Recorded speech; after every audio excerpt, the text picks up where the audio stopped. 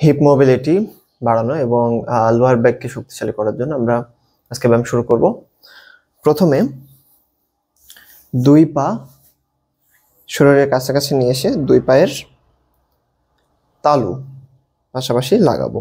এরপরে যতটা কাছাকাছি নিয়ে আসা যায় নিয়ে আসবো। এভাবে দুই হাতের তালুর মধ্যে পাকে ধরবো। এবার দুই হাঁটু দুই দিকে এভাবে পুশ করব। এভাবে 30 সেকেন্ড থেকে শুরু করে 1 মিনিট পর্যন্ত পুশ করব যতটা সম্ভব। হিপ জয়েন্ট মোবিলিটি বাড়াতে এবং লোয়ার ব্যাককে শক্তিশালী করতে এই ব্যায়ামগুলা কাজে দেয়। এরপরে তাকে খানিকটা সামনে নিয়ে যাব। এবার সামনের দিকে বেন্ড হব, এভাবে পুশ করব। দুই পা একটু ফাঁকা করব এখানে। এবার সামনে এভাবে পায়ের সাথে কপাল লাগানোর চেষ্টা করব, মাথা লাগানোর চেষ্টা করব।